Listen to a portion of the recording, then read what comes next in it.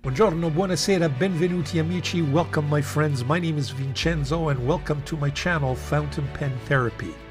Well, folks, I'd like you to sit back, go get a beverage, and hopefully you will enjoy this special report that I decided to put together. In effect, it's not going to be a review of one pen from A to Z. It is a little bit different than my weekly recap. It's in fact just my thoughts and my reflection on what I believe is a phenomena in our beautiful hobby, which is the fountain pen collection hobby, and that is the phenomena of Grail pens. It has always been and will continue to be a dominating theme in our hobby, and I thought that I would give you my reflections and my thoughts about what this phenomena is. What does it represent for us, and how do we deal with it almost on a daily, weekly, or monthly basis as part of our fountain pen collecting, if you will. And so that's the theme, and that is the special report. And sit back and stay tuned.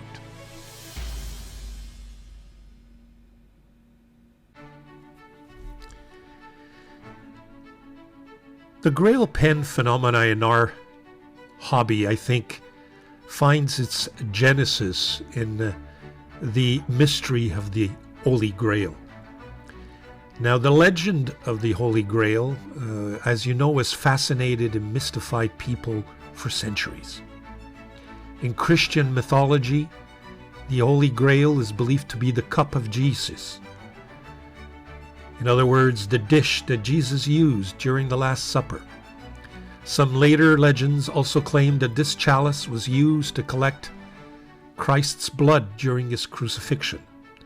Over the years, the Grail has come to symbolize the pursuit of the divine, eternal life, or even enlightenment. Then there's the whole question of who found the Holy Grail. Was it in fact found? Did it in fact exist? This is a question that has fascinated and puzzled historians, theologians, and treasure hunters for centuries. The answer, unfortunately, remains as elusive as the Holy Grail itself. One of the various theories surrounding this elusive relic involves the Knights of Templar, a medieval Christian military order. This connection has inspired numerous books, movies, and conspiracy theories, leading many to wonder, did the Templars really find the Holy Grail? Did it ever exist? For a crusader, it is said to be, the Holy Grail is said to be not only a hunt for what is difficult, but is what is in fact basically impossible. I mean, the whole concept has in the end become a metaphor for the struggle of us mortals to connect with the divine. Now, how does this concept, how is it reflected in our fountain pen collecting? Well, the modern day concept of the Holy Grail, and if you look at the Britannica definition, is something that you want very much, but that is very hard to get or achieve. So if that legend of the Holy Grail has taken on a modern day definition, our hobby, the fountain pen collecting, has not been spared. It is in fact, and it will continue to be, and has been, a dominating theme, and it is that dominating theme that I propose to explore with you in this special report. What is this Grail pen phenomena that so fascinates us all? In my view, this concept not only refers to the object itself, but it also evokes a process, or phases, if you will, that many of us go through as we are introduced to this phenomena, and as we choose to embark on the process that ultimately leads us to the object itself. When I look at my own experience, and from what I see from the reviews and the blogs that I've been reading, I've identified 6 phases that form part of what I believe, is this Grail pen phenomenon. The first concept is that as we start our fountain pen journey, we quickly come to meet the concept of the Grail pen. A concept that we see often in reviews and in reading many blogs, and it quickly becomes a point of reference. Clearly, at the start of this fountain pen journey, or my journey in any event, the Grail pen is really something that's unattainable at the start. It's either impossible to find or just too expensive to even consider purchasing. Some would have us believe that by definition, as was the case with the Holy Grail, there can only be one Grail pen. But this runs completely counter to our whole, fountain pen collecting, which by definition involves the collecting of more than one. So we are introduced to the usual suspects, which all remain unattainable at the very beginning, namely expensive pens that in most cases are flagship brand pens of the most reputable brands in our market. And that's the introduction that we're faced with. So we're introduced to this concept, and then that leads to the second phase. Now, what is the second phase? In my view, the second phase is a phase that I would refer to as the phase of denial. We struggle between, the subjective and personal element that one finds in a Grail pen and what the community, if you will, would have us believe is a Grail pen. So we try to convince ourselves that a Grail pen is subjective. In other words, what's Grail to me may not necessarily be Grail to someone else. And we keep repeating this to ourselves, largely because the Grail pen or the Grail pens are just, at least at the start, unattainable, not even being considered as attainable. So we convince ourselves that the Grail pen doesn't have to be the most expensive or the flagship pen. I mean, after all, what's wrong with a finely tuned Lamy Safari? An icon that has been around for decades. A Lamy Safari could be my Grail pen. And, it's a phase that you go through, what I would term as a phase of compromise. You are constantly compromising because the unattainable is unattainable. And so we buy and we purchase pens. And what we're really doing deep down is we're struggling to find that compromise, that will satisfy us or convince us that we have attained the pinnacle. Early on, I became completely obsessed by the Delta Dolce Vita Oversize, the famous orange pen, or as one reviewer termed it, the Halloween pen. But spending $1,000 or $1,500 on that pen was completely out of the question. It was no longer in the market. You had to buy it either used or as part of an old stock, which were quickly dwindling. And you went on sites, eBay, auction sites, and you wonder, what am I buying? Is it in good shape, not in good shape? And so for me, it became a symbol, if you will. Being Italian, being a Neapolitan Italian, the Delta brand being an Italian Neapolitan brand, for me, that became the Grail pen. Okay, but realizing that it wasn't achievable, I started with the compromise. And what did I compromise in? Well, let me show you.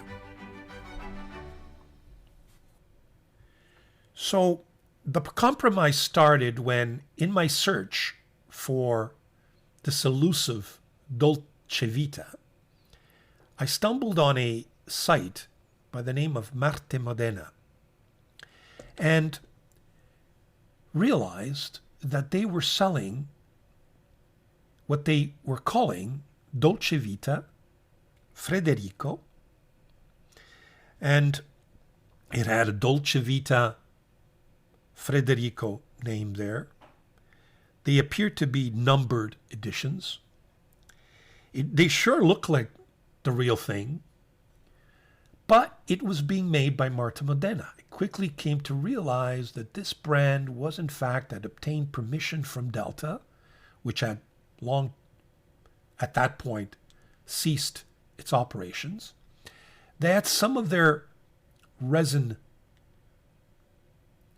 in stock, and they gave this Marta Modena permission to, come up with these pens and use their concept essentially on the condition that they would not sell these pens, I believe, in the Italian market, or at least that's my understanding. So I stumbled on this pen and I purchased my first one. To me, this light blue was the compromise. It had a nice nib. It was a huge pen, cartridge converter pen, and so the compromise begins. Purchased it, I believe, for about roughly $200 Canadian. But, that compromise wasn't enough. So I purchased a second Dolce Vita, this time in red, with the silver trimmings. But that wasn't enough. I found them so intriguing that I purchased the blue one with the gold trimmings. And so it went. But if I'm going to get the light blue, the dark blue, the red, I should get the green. And so I bought the light green. But wait a minute. It's not orange. And there and behold, one day I saw this on the site. The orange one. Oh my God, that is the Dolce Vita. And what made this one different was that it was a piston filler with a nice nib. And I said to myself, well, you know what? This is my Dolce Vita. And so I thought that I had attained the pinnacle. But folks, it wasn't enough. Indeed, it was not enough. And that's when, in my continual search of Delta products, I stumbled and found the Delta Black Lex. Beautiful pen, and after all, resembled the shape, at least, of the beautiful Dolce Vita. It had a similar band. And being a lawyer, I thought, wow, this is even better than the Dolce Vita because it is a symbol of my profession. You can see the legal scales there. Beautiful Delta finial. It had a 18 karat fusion Delta nib, which was an original in-house invention of Delta. It was a beautiful pen, black, classic design. I said to myself, this is my Grail pen, or at least so I thought. But this one led to another one. And that other one was this Amalfi Magnifica. Okay? Beautiful pen symbolizing the beautiful city or town of Amalfi on the Amalfitano coast, dedicated to its beauty, the sea, the blue sky, the finial, which was the coat of arms of the municipality, the wood barrel, which is made of the olive trees on the Amalfi seacoast, beautiful gold band. It too sported a fusion 18 karat Delta nib. And so I thought, well, maybe this is my second Grail pen. And again, the focus is on Italian pens being of Italian origin. And so my collecting evolved. What came next? Well, just recently, and then this pen came along. Wow. Delta is resurrected. It became, for me, a key part in my fountain pen collecting. And by then I had started my YouTube channel, and I said to myself, finally, I'm going to get my hands on a Dolce Vita. And that's, it has the Delta logo. It is a Delta pen. It's not a, Martin Modena clone, if you will. It's big. It's juicy. Do I have my hands on it? It doesn't have a gold nib. It has a steel nib. But that's the compromise. And that's the pen that came out. That's the pen that I grabbed immediately. But deep down, I knew it wasn't the real thing.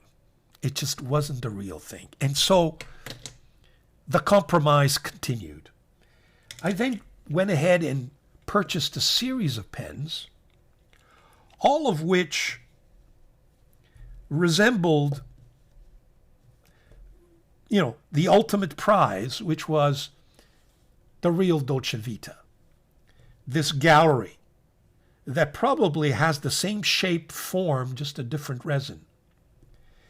This Red Moon, again, very similar shape, old stock, gorgeous pen, Delta Finial. This Gioia Bella Vista that I recently purchased, again, having a similar shape and size. All compromises, but not the real pinnacle. Now, in my legal circles, as a young attorney, I quickly saw my partners and other lawyers, sporting their elusive Mont Blanc 149. In my circle, it quickly became, a symbol of success, a symbol of achievement, and a symbol of excellence. The senior partners all had a Mont Blanc 149 in their lapel, ready to be used for signatures, used for note-taking around the conference room table. And it was a symbol that, again, I struggled with. And so the compromise continued. As that compromise continued, and thanks to my wife, I finally achieved what I thought then was a pinnacle. It wasn't the Mont Blanc 149, but it was a special Mont Blanc 146. This Meisterstück, Vermeil, Solitaire, this beautiful gold plated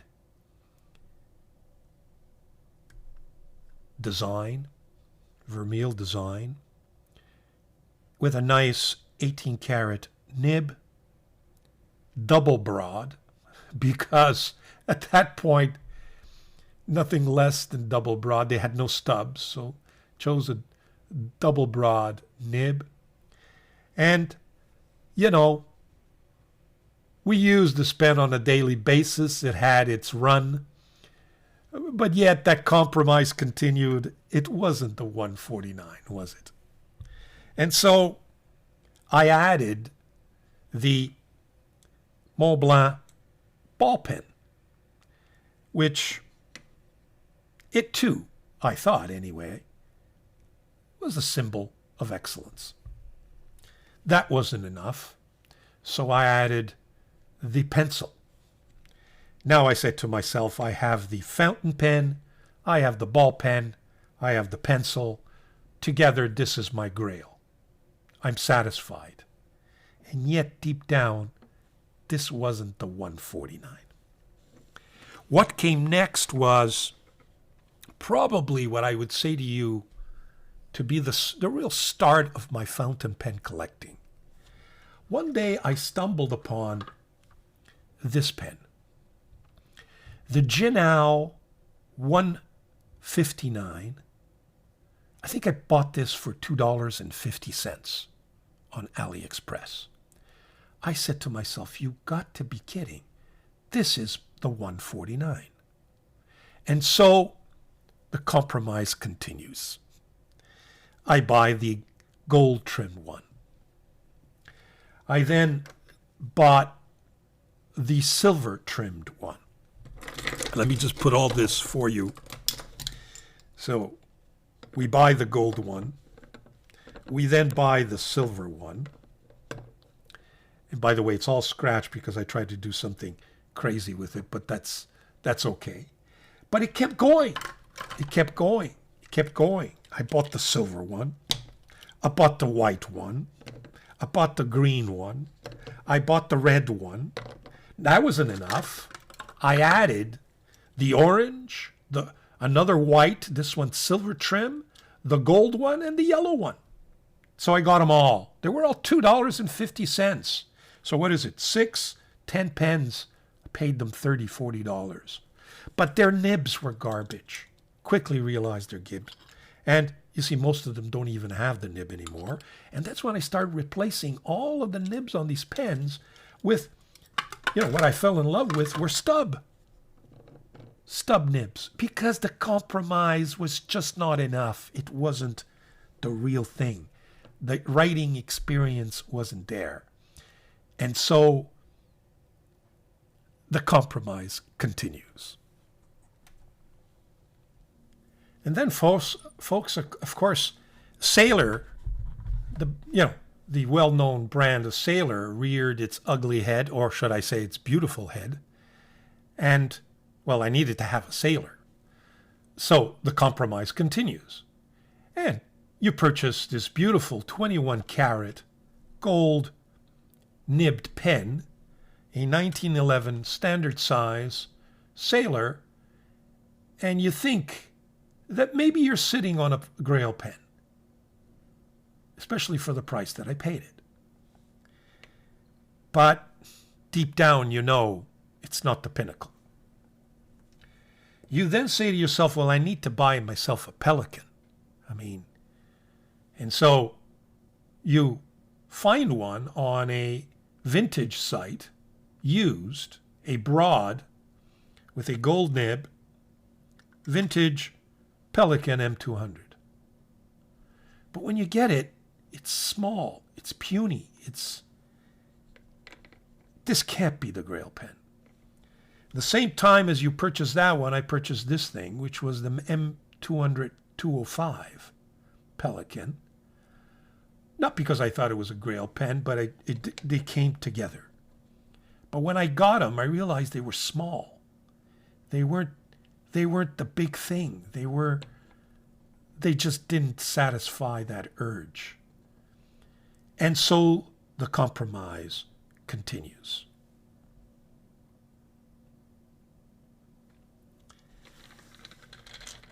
Well, as an Italian, the Visconti Homo sapien rears its ugly or beautiful head. And you say to yourself, well, Visconti, I need to get a Visconti.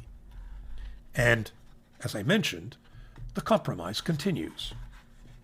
So we start by getting these, actually I bought this red one first, this Rembrandt, red with the Visconti clip.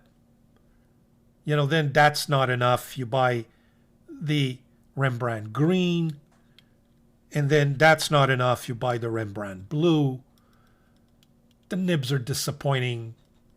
Your deep desire to have that Visconti Homo sapien, or at least to find a suitable alternative, just doesn't augur well. So you jump and you go one category higher and you get yourself a Van Gogh. This is the Visconti Van Gogh. It's not a number 5 nib, it's a number 6 nib, but it's a steel nib. Is it wet and juicy? I've struggled with this pen over the years, I gotta tell you. Just recently I fine-tuned it and I brought it back, resurrected it, and I can tell you it's a beautiful pen. But is it the Visconti Homo sapiens? Not a chance. Not a chance. And so what happens quickly is that all the purchases we make that are somehow subconsciously purchases meant to substitute the real things, and you keep on buying pens, and then of course the Chinese pens that are heavily inspired clones kick into the market, and you get into all of them and you buy all of them. The 630, the X159, and so on and so on. But you're constantly seeking that ultimate writing experience. You seek that perfect nib, that perfect feel, that ultimately, will be a good substitute, because the Grail pen is just not in the cards. And you keep buying and you keep buying and you keep compromising, and it's just not enough. And that's when I think the next phase kicks in. And the next phase is that you begin to identify the real things. You identify the Grail pens. And you see, well, what's out there? What are Grail pens? And, you look at YouTube reviews, you read blogs, posts, and you see the usual suspects that rear their ugly head or their beautiful head. The Mont Blanc 149, the Sailor King of Pen, the Pilot Customs 823, 845, the big custom Urushi, the Conid bulk filler, of course, the Delta Dolce Vita oversize, the Visconti Homo sapiens, and the Bronze Age. That's the real one. The rest it's not the Bronze Age. The Pelican M800, but wait a minute, there's the Pelican M1000. You have the Scribble pens. You have the Armando Simone Club pens. You have the vintage Omas pens. You have the Montegrappas. All of that, some of us become even lucky, because you go to a pen show and you get the chance to use some of these pens.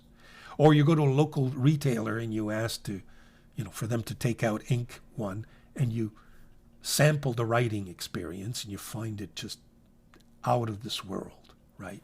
And others who don't have that opportunity, well, you live your dream through all these YouTube reviews. You can almost feel the pen when you see all these reviewers rave about their Grail pens and compare them and, challenge one with the other, etc., etc., etc. But in my case, the sampling was really virtual. It was in the virtual arena with the YouTube reviews. But all these months and months of compromise and years, suddenly something clicks. And that's when you enter the fourth phase. Having identified what the Grail pens are, you get into the next phase, which I call the phase, the hunt. Now, you actually are considering purchasing the ultimate Grail pen. And so you begin the hunt. Or as another one of my viewers put it, the Grail pen mining. You're mining, you're hunting for the Grail pen. And some of us, would have us believe that this is the fun part of the Grail pen or fountain pen collecting, is finding that Grail pen that will satisfy, that will be the pinnacle in your collection. Others, especially those who are not members of our community, would say that this is a sick obsession. if you will. We'd like to think that it's part of the hunt. It's the hunt for a specific pen that you've identified and that you've targeted and that you know you got to add to your collection.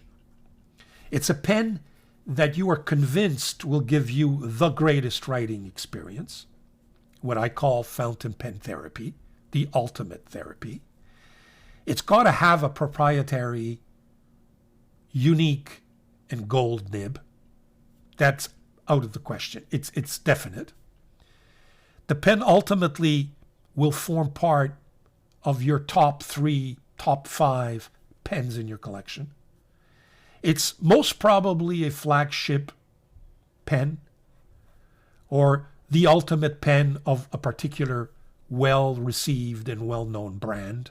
Not necessarily the most expensive, but it's the flagship pen. It's the pen, the ultimate pen that the brand is recognized by. Invariably, it becomes a hunt that is difficult either because you cannot find the particular edition, particular color, the particular nib.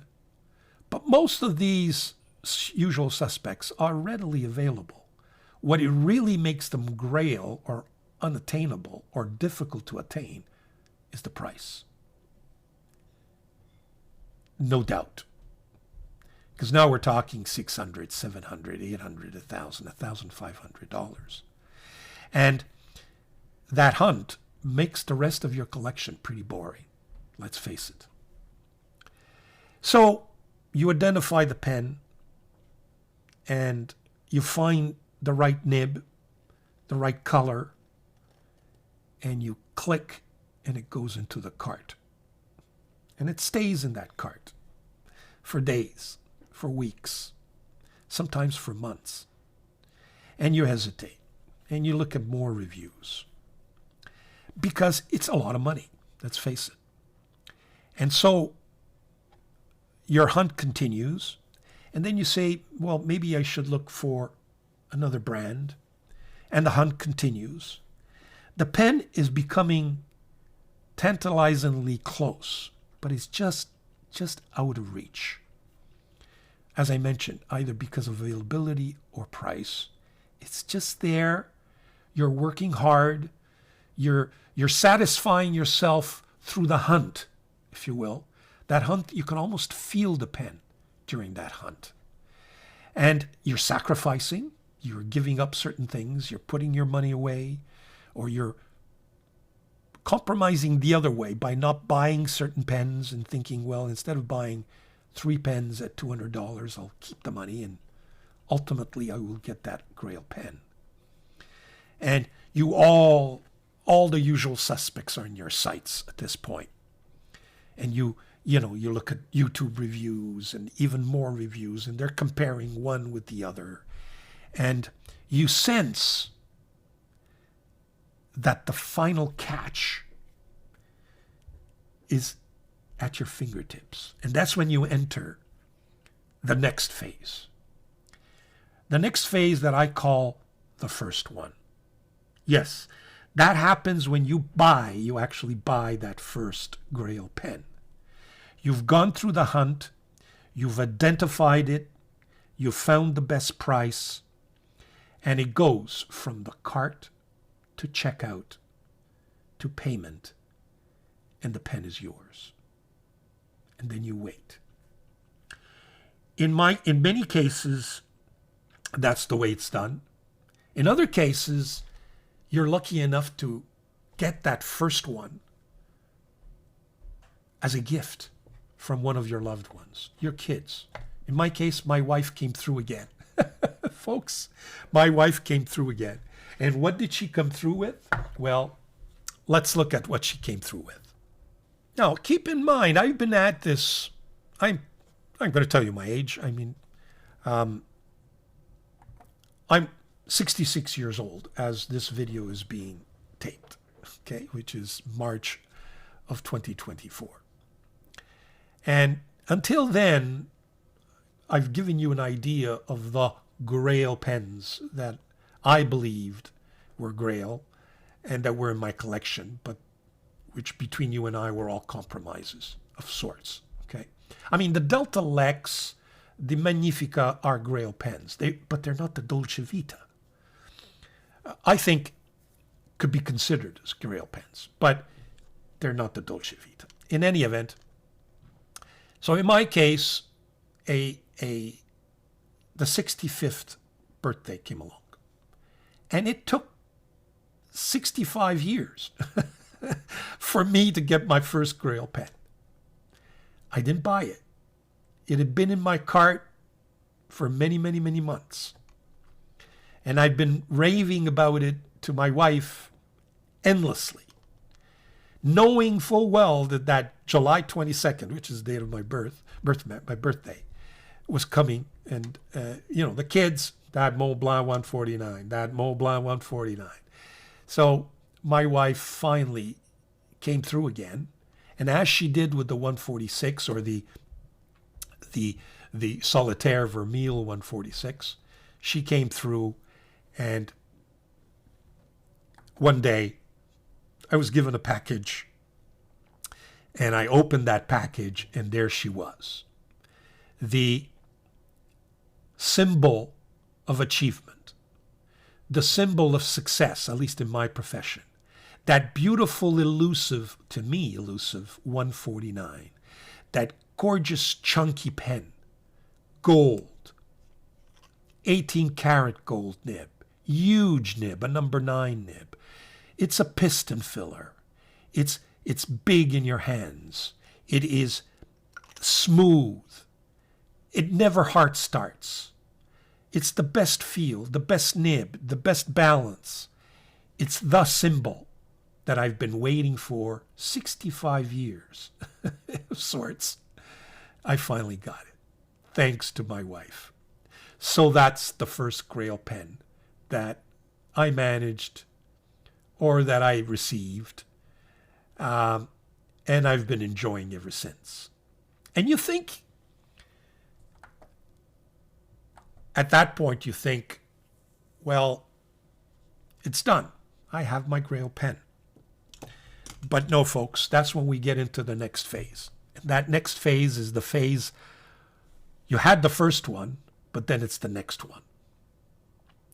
And in my case, I was aided and abetted by the fact that I started my own YouTube channel. And as a YouTuber, I felt that or at least it was an excuse, I felt that I needed to get other Grail pens so that I could do some of the comparisons, and all of these pens were coming out, especially all these Chinese pens. And I found myself never in a position to actually compare the real thing with the clones. So I said to myself, well, I'm a YouTuber now, so I need to buy them. So I convinced myself to purchase the next one. Having tasted the forbidden fruit, one Grail pen was just not enough. And so the hunt begins for the next one. And, usually it happens fairly quickly. In my case, it took a little while, but certainly didn't take another 65 years. Because within the same year as I started my YouTube channel, Chinese clones started to come out, and that second identified brand in my mind was I needed to get myself a Pilot Grail pen. Pilot was the brand that I zeroed in on in terms of an eventual purchase. And this is the pen that first came to me. And let me just get it for you.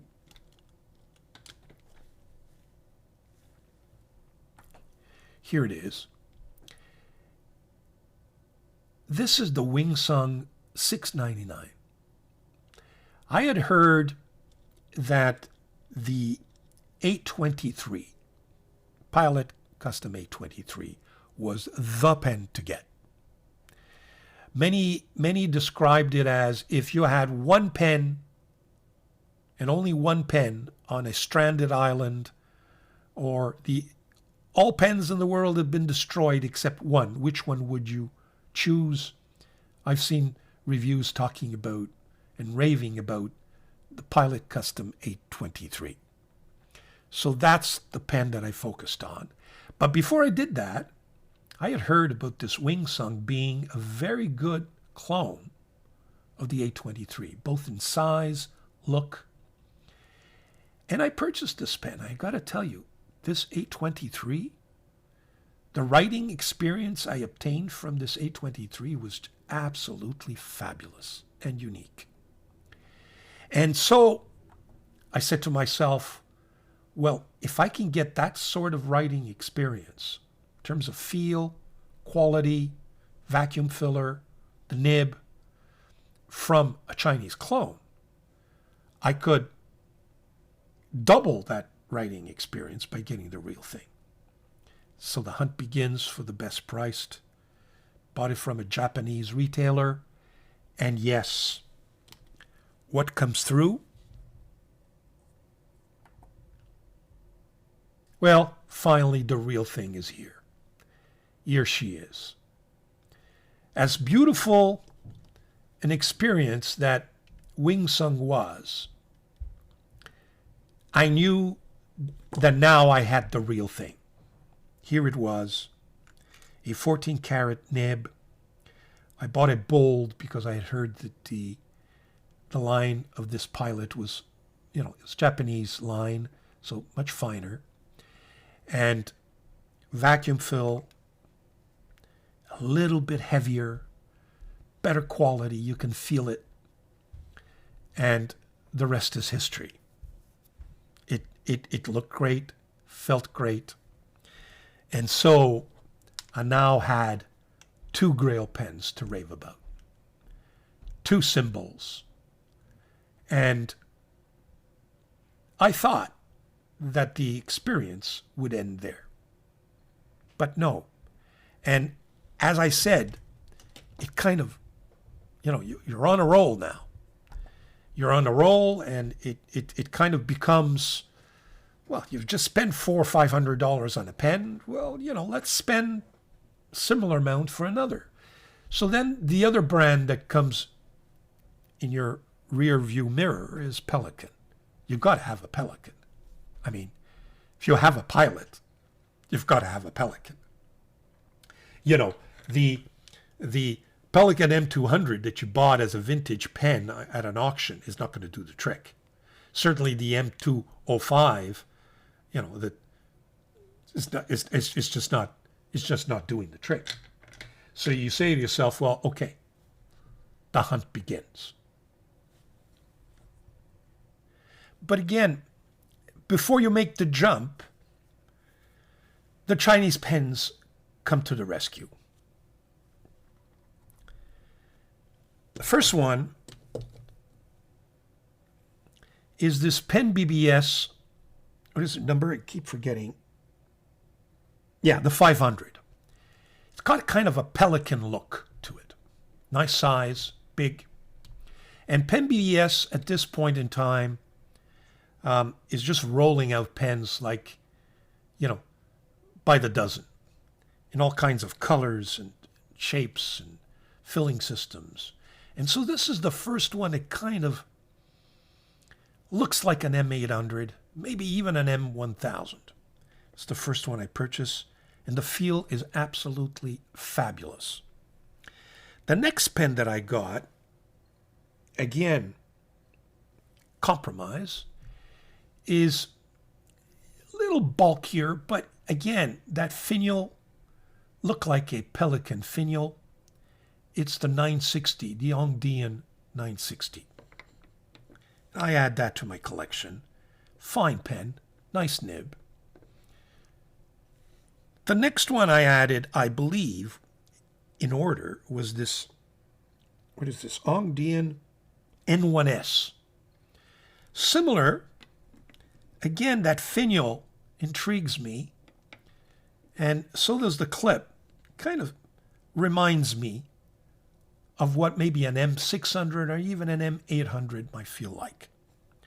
The next pen I add to my collection again, another compromise, is the Hongdian N1. Different color now. Again, that nib finial intrigues me. That nib intrigues me. Lastly, the N12, which is a piston filler as big as my 500 pen BBS, and which gets me closer and closer to the real thing. But I'm not there yet. I'm not there yet because I know full well that I'm hunting. These pens, these Chinese pens, are just, let me feel what they feel like. But I know now I'm not buying compromises. I'm just testing the feel, okay? Because I know I'm going to get one. And then, to my great surprise, and I don't care what other YouTubers might say about this pen, I mean, they could, criticize it and crap, excuse the expression, all over it, but they're wrong. I came across this ADMOC M800, which was being advertised as as Chinese Pelican M800, essentially. It had the same Pelican clip. It had the same Pelican type finial. In fact, they even gave me the sticker that I could put on the finial, a sticker with the pelican bird, okay, or the chick. And it wrote beautifully. I mean, I can't stop raving about the Schmidt broad nib on this ADMOC M800. And this, when I compared the actual size of this pen and its weight and its diameter, etc., it's almost a clone to the M800 in terms of size. Is it slightly lighter? Of course it is. The M800 is, I don't know, $600, $700, whatever it is, $800. This thing was going for $60, $70. Big difference. Was it the best color? It wasn't the color I wanted, but this was the best color available. I wanted the blue galaxy. It wasn't available. But this is what kind of got me closer to the real thing. And then, folks, it happened. But this next one couldn't be the M800. Why am I getting a Pelican M800 when deep down I know that the Grail pen is the M1000? And so it is. When this pen entered my possession,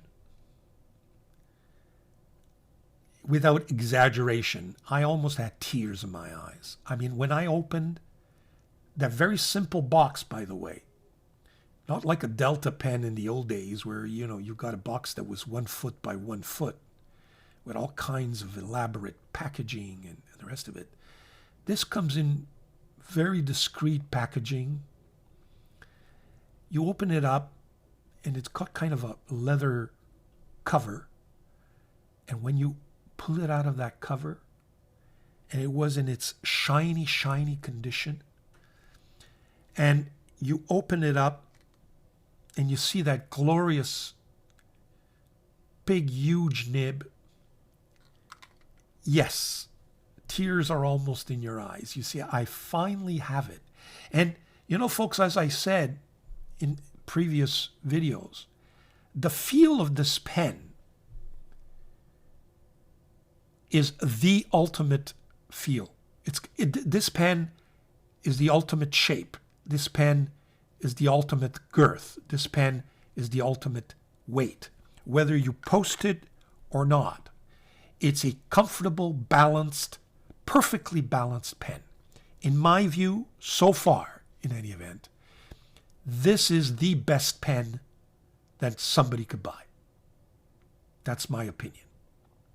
Because of the nib, that nib, and I chose a medium nib, is juicy, never heart starts, beautiful, just a beautiful, beautiful writer.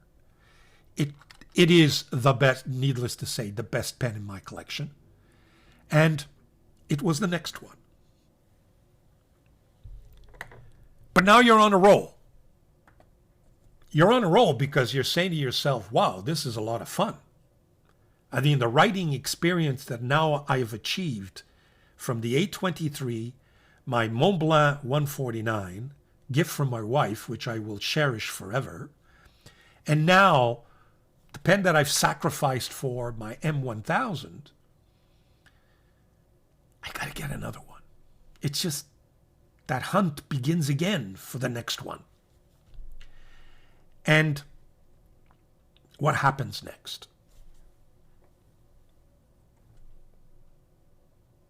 Well, what happens next is that you identify three usual suspects. And those three are King of Pen, a Visconti Homo sapien, or the Pilot Custom Urushi, as I like to call it, the big one. And being having the benefit of a YouTube channel, I asked my viewers, which one would you recommend? And I get all kinds of beautiful comments. The one that sticks out in my mind the most is Shaq MD, who in a series of replies convinces me to go for the custom Pilot Urushi. He has very good things to say about the King of Pen and the Visconti as well. But to him, and he's got a beautiful collection of pens. I think all of his pens are Grail pens, and many versions of the same Grail pen. He said to me, Vincent, you've got to get the custom Pilot Urushi with that big, huge nib. Big pen. You're going to enjoy it. So what do? Well, the first step is I pull out these two pens. I had purchased these two JD big metal pens, several weeks prior, or even months ago. And in fact, I reviewed the green one. And I pulled it out because I wanted to feel, look, apparently even Shaq compares them. The shape is pretty similar. The size, obviously the weight is not, because this is not Urushi, ebonite or resin, it's steel or metal. But the feel is really nice. I enjoy these big, huge pens. And I put a nice nib on it. In this case, it was a Bexley broad nib, and it wrote really nicely. I did the same thing with this green version. I put on this one a Kegeloo number 6 medium nib, which is juicy and smooth. And, I used them during one of my work weeks just to see how it would feel. And yes, folks, it went from my cart to the checkout to payment, and it was done. I was expecting to receive the pen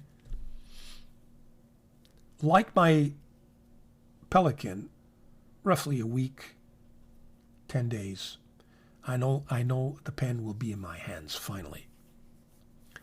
And lo and behold, I get a message from the eBay retailer or merchant saying that he no longer, because I had ordered a medium nib, he did not have the medium nib in stock. He needed to order it. It would take longer.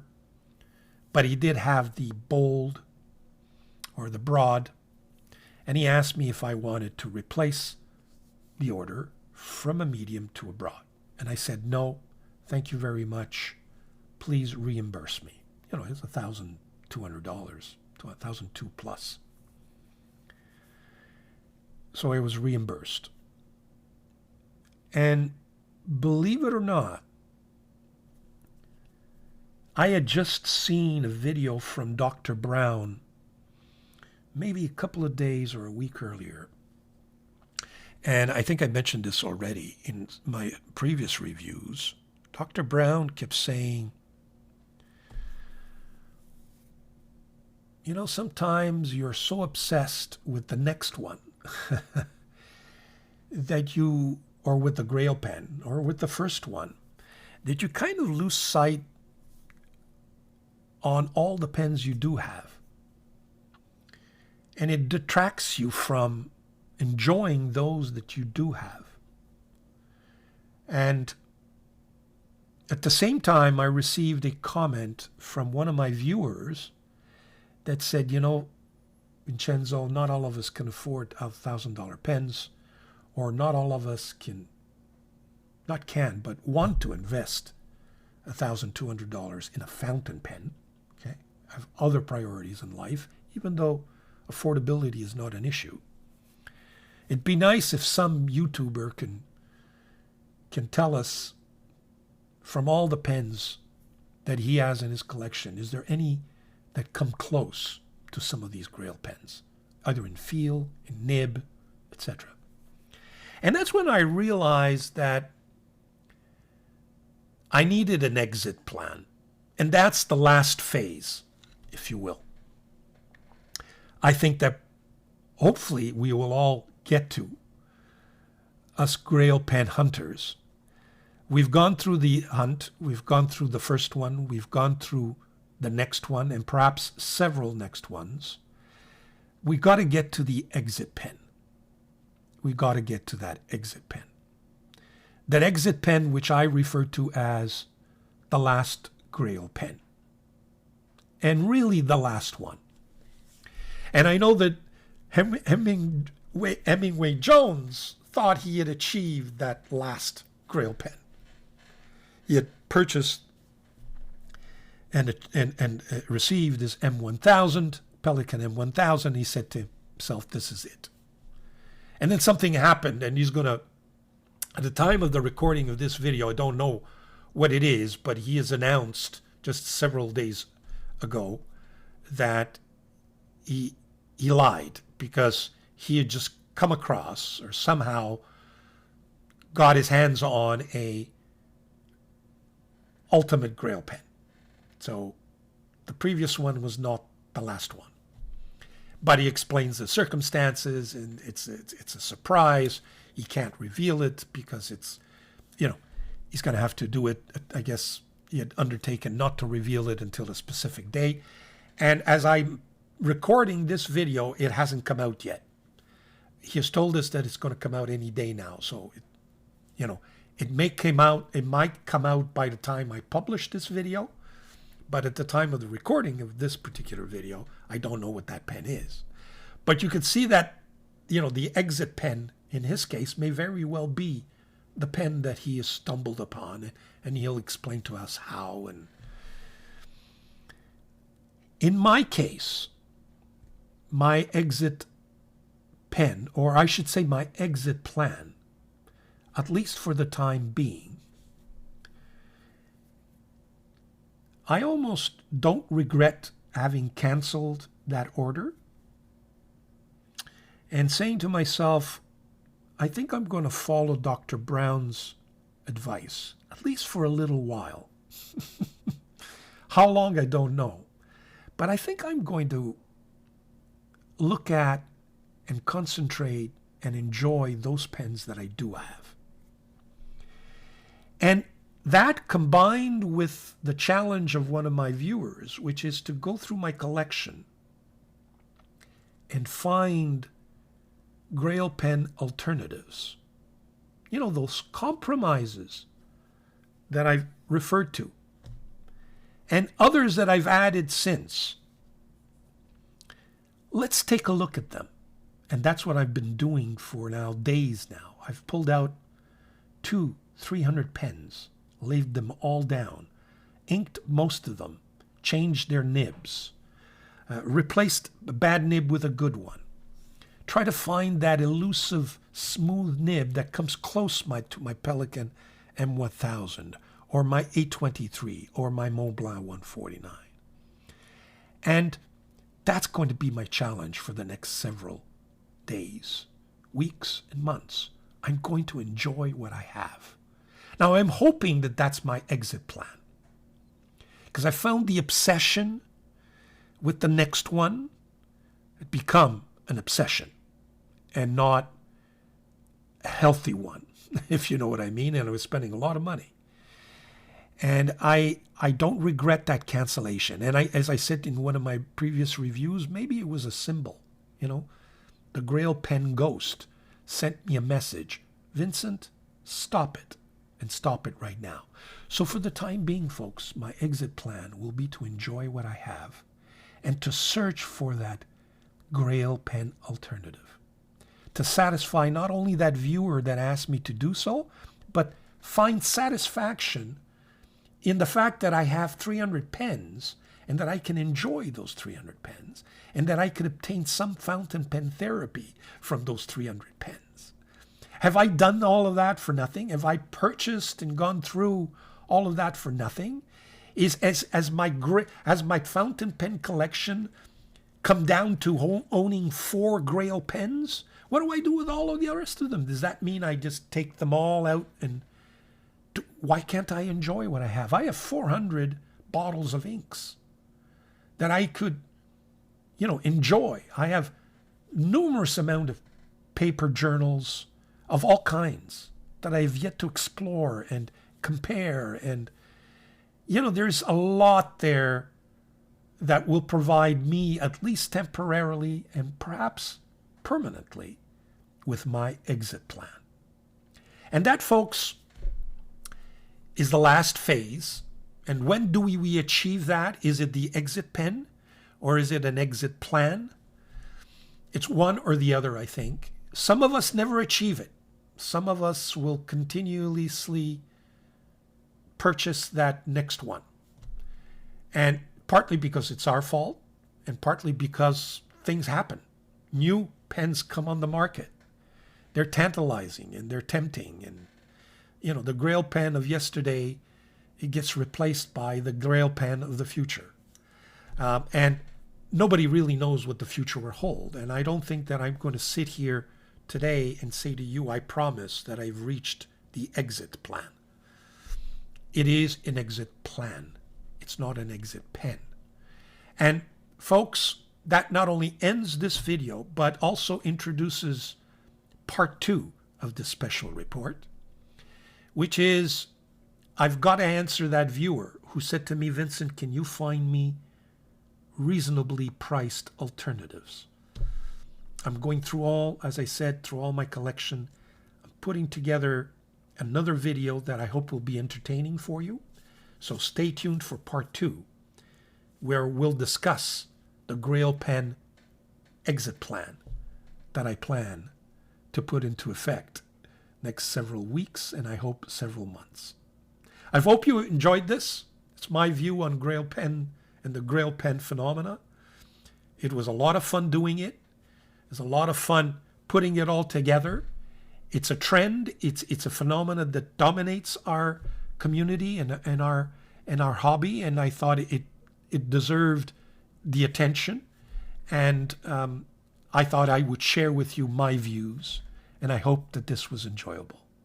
Allora, grazie molto a tutti. Arrivederci. See you sometime soon. Enjoy your fountain pen collection. Enjoy your fountain pen therapy. Be well. We'll see you all very, very soon. Thank you.